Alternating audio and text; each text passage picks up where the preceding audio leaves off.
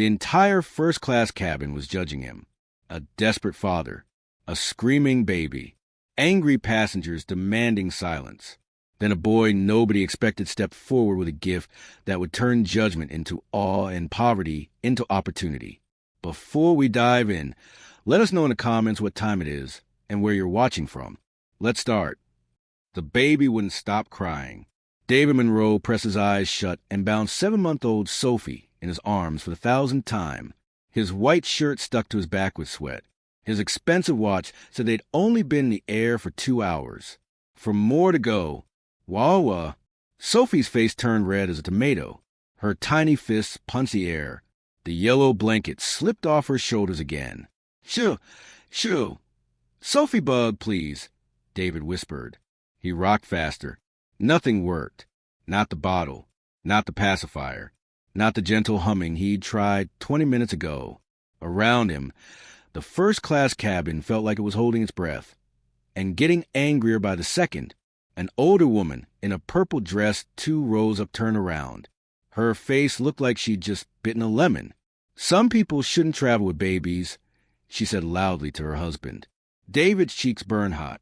He wanted to shout back, my wife is in the hospital. I have to get to London. I didn't have a choice. But his throat felt tight and his arms ached and Sophie just kept crying. A man in a black suit across the aisle pulled noise-canceling headphones over his ears and glared. A flight attendant rushed over with a worried smile. Sir, is there anything? I've tried everything, David said. His voice cracked. She won't eat. She won't sleep. I don't know what's wrong. The truth was scarier than that. David ran a $9 billion company. He made decisions that affected thousands of people every single day. But right now, holding his screaming daughter at 35,000 feet in the air, he felt completely, terrifyingly helpless. Sophie's cries got louder, sharper. They stabbed to the quiet hum of the plane engines like little knives. This is ridiculous, someone muttered. David looked down at Sophie's scrunched-up face. Tears rolled down her pink cheeks. His own eyes started to sting. I'm failing her. I'm failing my little girl. Then he heard a voice. Calm, young. Excuse me, sir. David looked up. Standing in the aisle was a teenager, maybe 16 years old. He wore a faded gray hoodie and jeans with a hole in the knee. His black sneakers were scuffed and old. Wire-rimmed glasses sat crooked on his nose. He had dark curly hair and warm brown eyes that didn't look scared or annoyed, just steady. I'm really sorry to bother you, the boy said quietly, but I think I might be able to help. David blinked. Help? With your baby? The teenager shifted his worn backpack on his shoulder. I've done this before, with my little brother and sister. They're twins. They used to cry like that all the time. For a moment, David just stared. This kid looked like he'd snuck into first class by mistake. His hoodie had a math equation scribbled on the sleeve in black marker. His glasses were held together at one corner with tape. Is this some kind of joke? But Sophie screamed again, and David's arms felt like they were made of rubber, and the purple-dressed woman was whispering loudly about inconsiderate parents. And, okay, David heard himself say. Okay, yes, please. The teenager's face broke into a small, relieved smile. He stepped closer and gently held out his hands. May I? David hesitated for just a heartbeat. Then he carefully passed Sophie over. The moment the boy took her, something strange happened. He didn't bounce her. He didn't rock her fast or walk around. Instead, he held her against his chest, one hand supporting her head, the other on her back, and stood perfectly still. Then he started humming. It wasn't a normal song. It was low and rhythmic, almost like a heartbeat. Mmm. His hand on Sophie's back moved in slow, tiny circles, not rubbing, just there, warm and steady. Sophie's cries stuttered. Hiccup! The cabin seemed to lean forward, listening. The teenager tilted his head down and whispered something David couldn't hear. Then he hummed again, swaying just slightly, so small you'd almost miss it. Left, right, like a tree in a gentle wind. Sophie's crying got quieter, then softer. Then impossibly it stopped. Her tiny body relaxed against the boy's hoodie. Her fists uncurled. Her eyes, red and puffy, started to droop. David's mouth fell open. The flight attendant froze mid-step.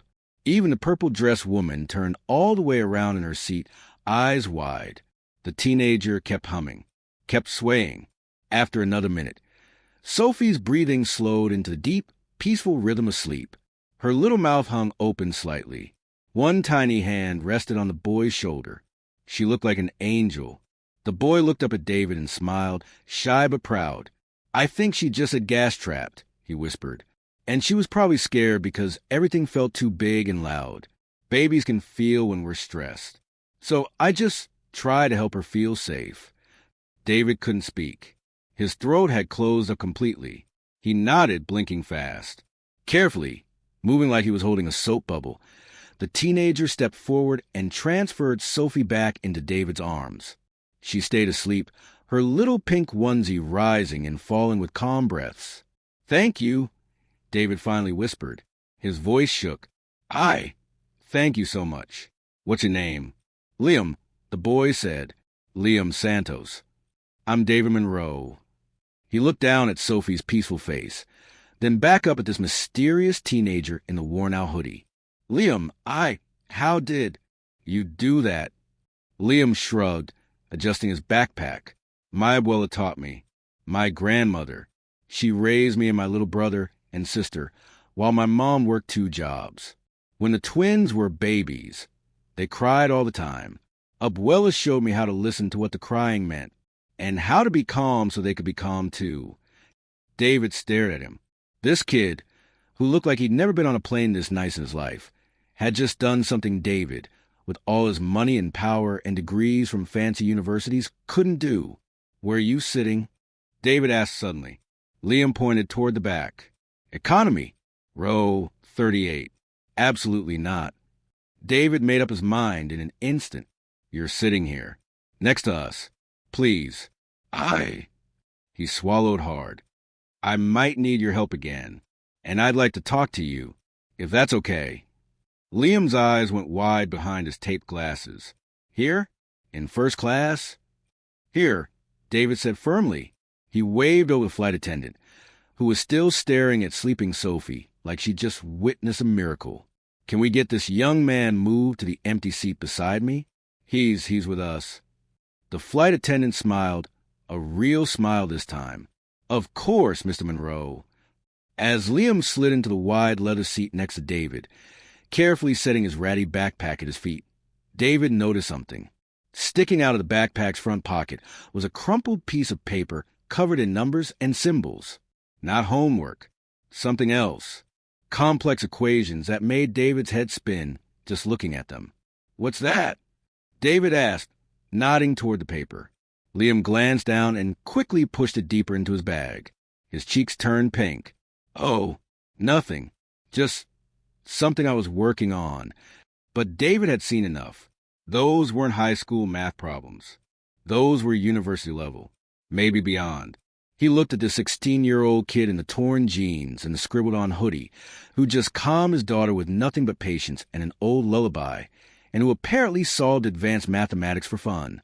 And David Monroe, who'd built a billion-dollar empire by recognizing talent when he saw it, felt something click in his chest.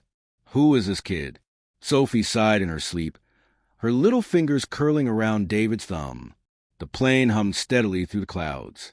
And somewhere between New York and London, at 35,000 feet in the air, 2 lives that should never have crossed paths were about to change each other forever, all because a baby wouldn't stop crying. For the next hour, David Monroe couldn't stop watching Liam Santos. The teenager sat quietly in the leather seat, looking out the airplane window like he'd never seen clouds before. Maybe he hadn't, not from first class. Anyway, his worn sneakers barely touched the floor. His fingers drummed softly on the armrest, and David noticed something odd. The drumming wasn't random. It followed a pattern. Tap, tap, pause, tap, tap, tap, pause. Like he was counting something invisible. Sophie slept peacefully in the fancy airplane bassinet the flight attendant had brought. Every few minutes, David glanced at her, still amazed that she hadn't made a sound. "So, Liam, David said carefully, "What brings you to London?" Liam turned from the window. Behind his taped glasses, his eyes lit up. The International Youth Mathematics Challenge. It's a competition. Kids from 30 countries compete in teams to solve real-world problems using math.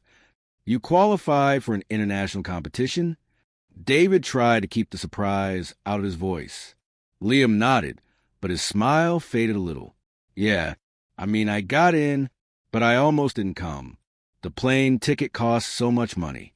My mom worked triple shifts at the diner for 3 months to save up, and my abuela sold her jewelry, the stuff from my grandfather."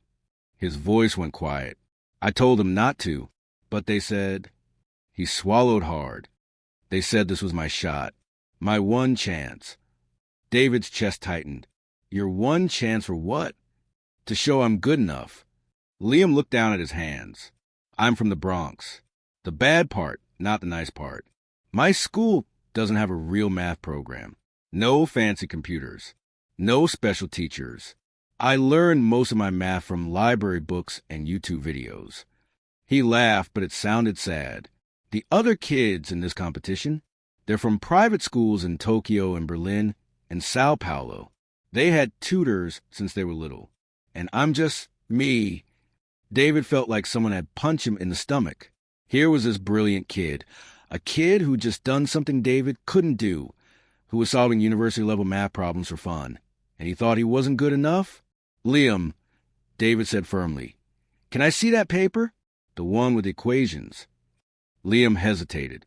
Then slowly, he reached into his backpack and pulled out the crumpled sheet. He smoothed it on the tray table. David leaned over and his eyes went wide. The page was covered in numbers, symbols, and diagrams, but it wasn't homework. At the top, in Liam's careful handwriting, it said, "Optimizing emergency room wait times using predictive algorithms." "You wrote this?" David breathed. "It's not finished," Liam said quickly. "I was thinking about my abuela. Last year, she got really sick, and we took her to the emergency room. We waited for 7 hours. 7 hours. And I kept thinking, there has to be a better way, a way to predict how many people will come in and what they'll need, so hospitals can have the right doctors ready at the right time." David stared at the equations. He'd built his entire company on quantum computing and AI systems. He'd hired the smartest people in the world. And this 16-year-old kid, working alone with library books, had just outlined a solution that David's own team had spent millions trying to solve. "This is extraordinary," David whispered. Liam's face turned red. "Really? I know it needs work. I don't have access to real hospital data, so I had to make guesses about..." "Liam!" David turned to face him fully. "I run a tech company. We build AI systems. Do you know what we'd pay someone who could think like this?" Liam blinked. No.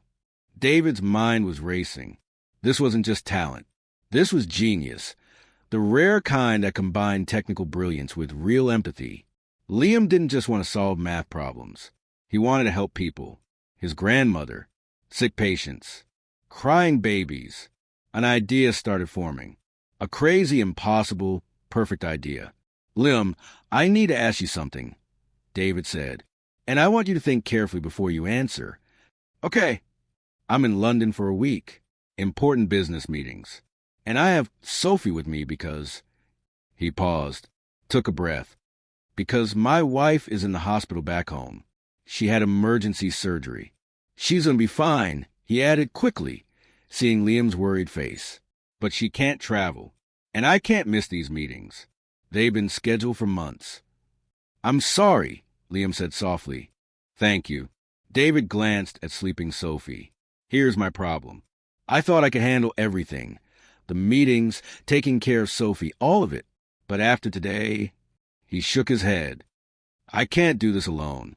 Sophie needs someone who understands her. Someone patient and calm and good with babies." Liam started to understand. His eyes went wide. "I want to hire you," David said, "for the week. You'd stay at my hotel. It's near the competition venue. You'd help me take care of Sophie during my meetings, and in return, I'll pay you $5,000. Liam's mouth dropped open. 5,000?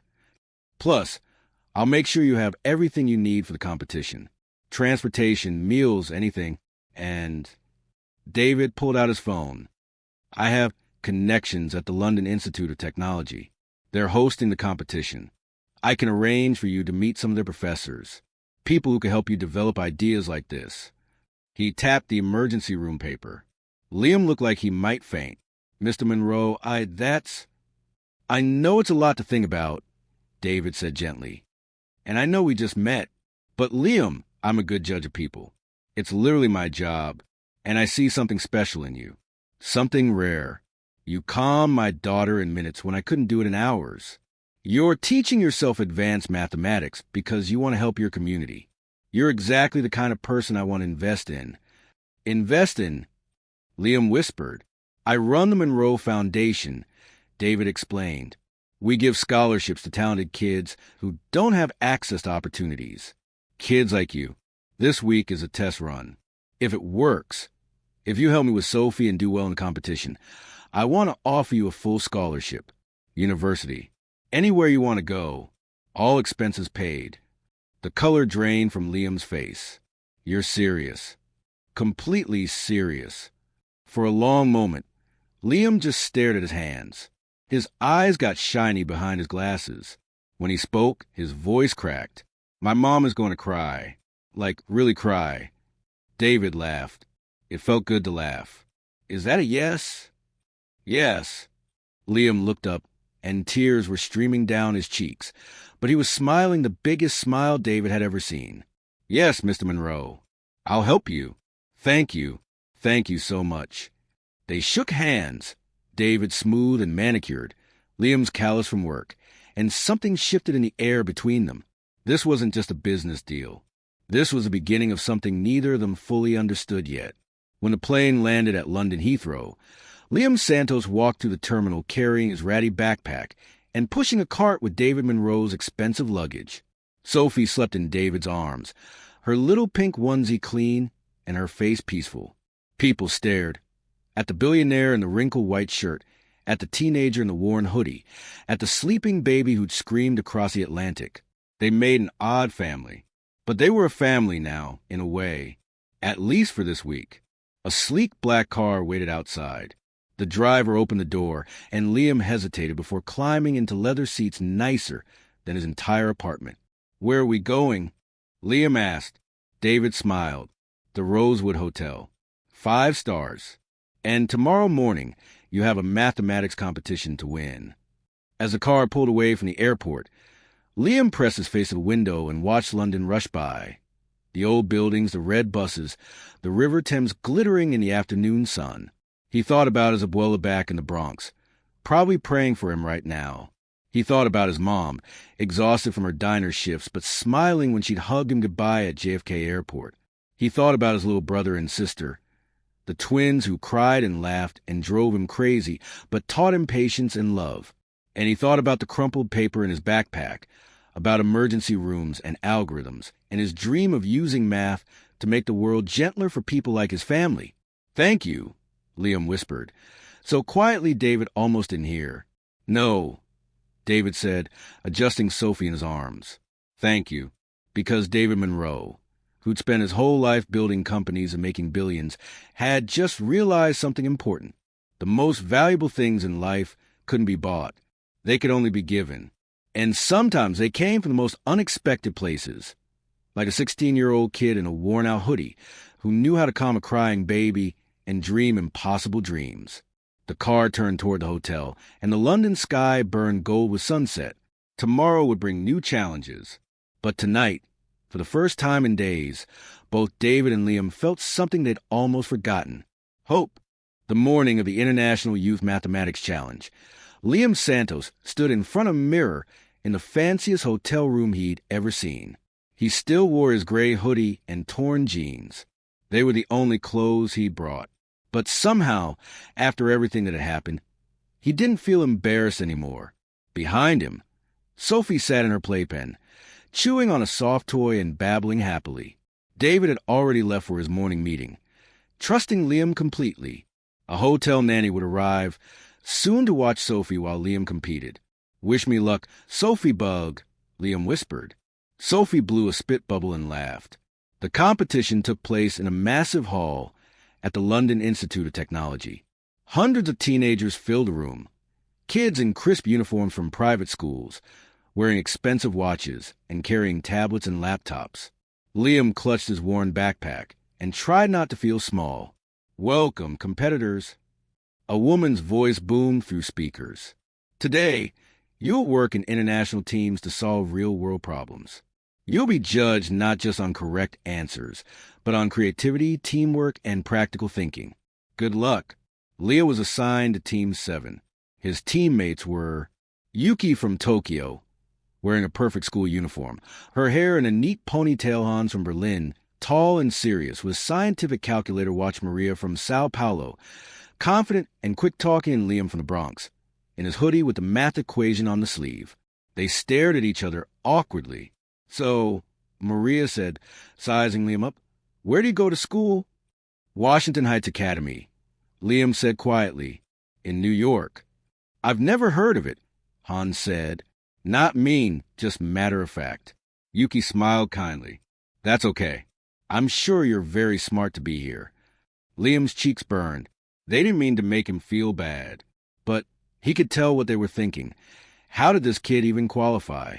Then the first problem appeared on the screen. Design a traffic light system for a busy city intersection that reduces wait times by 30% while keeping pedestrians safe. Show your mathematical model. The team dove in. Yuki calculated timing sequences. Hans built formulas for car flow. Maria sketched intersection diagrams. But something was missing.